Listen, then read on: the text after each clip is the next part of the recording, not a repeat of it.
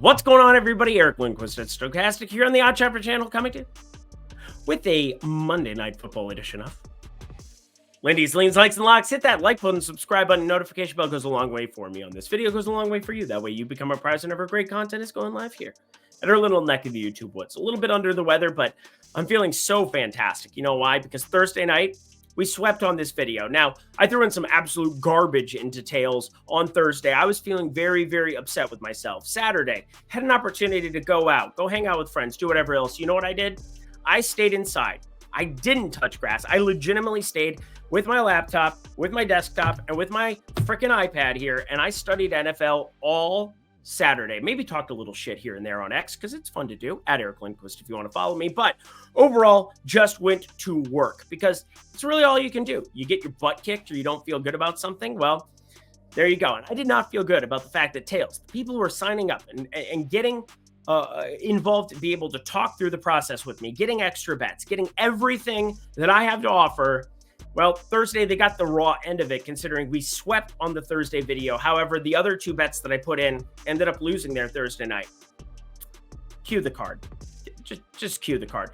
Absolute smash fest on Sunday. It was fantastic. Put 4 rushing props in, all overs. All 4 annihilated their rushing props. Also, Austin Eckler, 1.5 units. That was a lock and a half. Yes, a lock plus 0.5.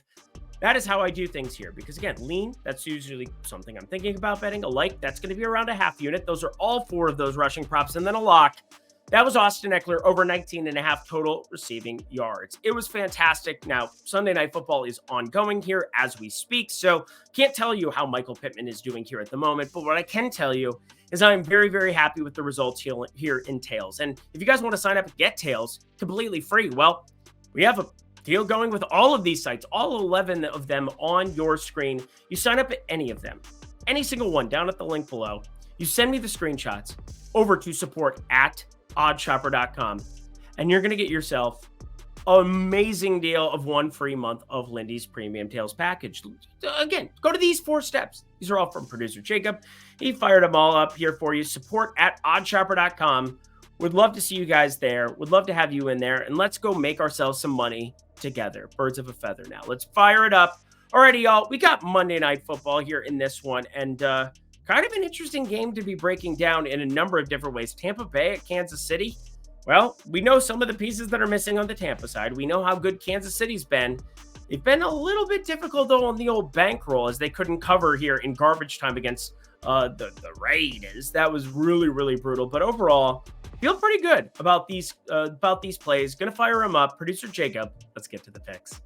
Ready?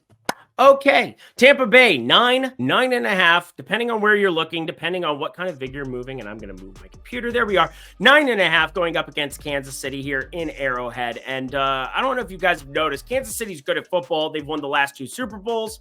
They're undefeated. Patrick Mahomes is like leading the NFL in interceptions, and it doesn't freaking matter what your name is. It doesn't matter because they're the freaking Kansas City Chiefs. And this defense is just so unbelievable. And I brought this up last year. I've got them ranked as the #1 defense yet again this season. I know it seems disingenuous when you have Mahomes and Kelsey and Xavier Worthy. And I mean, Juju Smith-Schuster will be out for this one. Oh, God, the horror. But I'm just letting you know, this team's ridiculous. Now, is it going to be thin when you still have no Rashee Rice, who's on the IR? Wouldn't be back to like the Super Bowl at best. Isaiah Pacheco. Again, Juju Smith-Schuster, I don't mean to be disingenuous, but he's had all of, 1 good game in the last 3 years. And we're just going to, we're going to crown them already or whatever. I don't even really know how to put it. But Tampa Bay, this is just so sad to see with them. Chris Godwin, IR, gone for the year. He was number 2 in my wide receiver model. I believe number 4 in PFF's grading. Mike Evans, he won't be back until after, with this hamstring injury, until after their bye in week 10 or 11. It's one of the 2. So he won't be playing football. You've got Smith and Dean and Watts and a lot of these defensive pieces, Dennis as well. Lots of guys that are going to be out on the Buccaneers side of things, and I just don't know how they keep pace here. However, because of how good defensively the Chiefs have been, and because Patrick Mahomes isn't really trying to put his foot on the gas, my lean play from this one, what I'm actually looking at is Tampa Bay plus 9.5. Now, you also have this turf toe and whatever a toe issue, big toe issue it is with Bucky Irving. He's been far more efficient, but Rachaad White needs to be on the field for pass purposes, basically. There's nothing around it. Like, Baker Mayfield has very thin pieces in McMillan, who's dinged up, and Sterling Shepard, his buddy, who's going to have to be out of the slot there. His Oklahoma days, well, it's been a long time since then. Him and Mayfield slinging it around in Oklahoma. And then Mr. Trey Palmer on the outside. Good luck to you, sir. You got McDuffie, you got Williams to deal with. Joshua Williams, who was really good last year, has been less good this year. However, he was out from weeks 3 to 6, so I'm not going to judge him too much as I start breaking down the defensive modeling here. However, Tampa Bay plus 9.5, just a lean. This is not a bet. I repeat to the people listening to me, 9.5 would have to turn into 10 for it to be a bet for me. Do not bet the lean in this one. The Jets one I was much more interested in on last Thursday. Didn't end up firing it up. It fired up everything else and made a lot of money, so that was cool. Let's get to the like portion here as we start breaking things down. Xavier Worthy. We have no Juju Smith-Schuster out there. We have basically just seen kind of lethargic offense from this Kansas City side. And I don't mean that, like, again, not to be disingenuous, but like they haven't had to do a whole hell of a lot. Kareem Hunt has been pretty good, salvaged offensively. DeAndre Hopkins, he's been interesting, but he's going up against the best corner in football in Zion McCollum. This kid has been outrageous. He had a terrible 2022 and 2023. He's number 2 in coverage graded, number 1 overall defensively. They're going to put Hopkins on an island against them. I think Thunderberg might end up being the guy that we see playing more corner against Xavier Worthy, who I have modeled as one of the worst cornerbacks in football. And that is partially because they're dinged up at that position. He had to play 29 snaps last time out, had to play a lot more in weeks 6 and 7. But I think Xavier Worthy is the guy. I looked at 3.5 receptions for a long time. Also looked at his longest reception props because I thought, well, Xavier Worthy, burner, going to Kansas City, you get a couple of big plays in Arrowhead, you can kind of have it pay for itself. But I ended up landing on 35.5 receiving yards, which is kind of the squarest play of all of them. And here's kind of my thinking for it. You're going to see Hopkins one-on-one against a very, very difficult cornerback. You're going to see Travis Kelce in the middle of the field be somebody that Tampa Bay tries to gang up on a little bit here and there. And then you got out of the slot absolutely nothing in Justin Watson. I mean, I have no idea if Justin Watson will even get the slot. It might be a lot of McCole Hardman potentially, and that might be a fun one to kind of work through. I'm going to wait for the actives and inactives. It'd be kind of silly to put like a like play of a guy who's going to end up inactive on Sunday. But Xavier Worthy, we've seen at Texas, we saw in the combine. He's a burner. He's an absolute burner. But one play is all it takes. Feel much better about Xavier Worthy at 35.5 than I do any other receiver in the entire game from either side.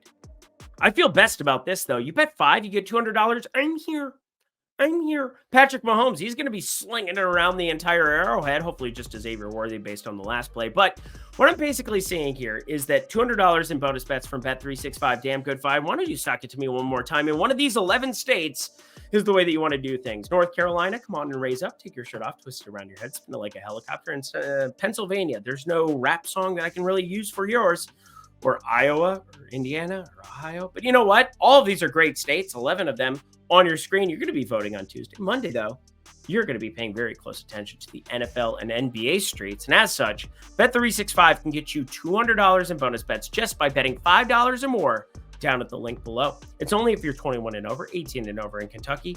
If you have a gambling problem, please call or text 1-800-GAMBLER. Let's get ourselves to the lock. Alrighty, y'all. I don't know if I've had a team total here in the lock category, and maybe it's just, the congestion, not feeling so good, but I've been able to sit on my computer basically all day and just rerun stuff, take a look at stuff. And again, I don't get sick very often, and it's pretty disturbing, but I will say Tampa Bay, they're not used to being bad very often. I mean, Baker Mayfield got acquired after you saw bye-bye to Mr. Tom Brady, who kind of won you a Super Bowl, had a decent year on the year after. There were a lot of injuries over that Evans-Godwin tenure there, and just some weird stuff in his last year. However, Baker Mayfield gets acquired there. He got traded to the Rams for like 4 weeks. We saw him play some really good football with them, gets a contract after his first year in Tampa where he exceeded expectations by a landslide. In fact, I've got Baker Mayfield as one of the top quarterbacks in my modeling over the last, 8 weeks that we've seen of football. Baker Mayfield, he's got a 77 offensive grade here in PFF. That puts him at 13th. I've got him as the 9th best quarterback currently from an offensive perspective, because that's really all a quarterback does is an offensive perspective. But what I'm getting at is that he's really, really good. That is, he's really, really good when you have Chris Godwin and Mike Evans on the field. Last week, It was kind of exactly what I was pointing towards, where it gets a little bit thin. It gets a little bit problematic when you start to break things down in the absence of these two, and you don't have any sample size to work off of. But McMillan, Palmer, Shepard, you have Atlanta just running it down your throat. Tampa Bay, not really able to do anything offensively with those pieces. Rashad White ends up adding a touchdown, adding some passing game volume, like I talked about earlier here on the program. But I'm looking at 18.5 minus 120 or 17.5 minus 110 or better.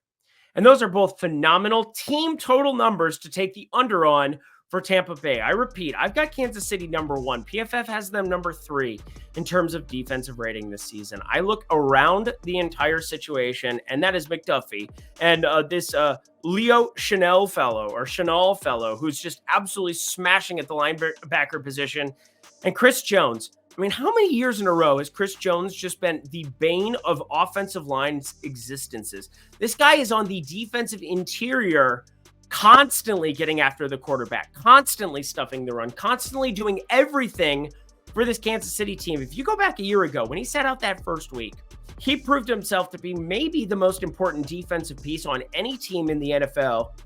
And it's come to fruition here time and time again. As long as he stays healthy, I think every team struggles. And Tampa Bay, when we're talking 17.5, I don't agree with this number. This should be closer to the 16.5 and say, hey, you want to take the over on that? Godspeed to you all. But giving me that hook is a big deal at 17.5. I took the under, my favorite play from this entire game. And that does it for a Monday Night Football edition of Lindy's Leans, Likes, and Locks. Let's run the board here just like we did on Thursday. That would be nice. Almost did on Sunday. Head to the comment section below. Let me know your favorite plays that exist on the board for Monday.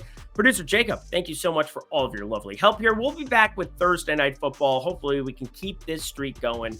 Feeling good, seeing things correctly, and yeah, Skol, I think. Hopefully we don't screw this up. Game's about to be over. I'm going to get out of here. Thank you, Producer Jacob. Until next time, friends, I'm Eric Lindquist. Best of luck in the NFL streets on Monday night.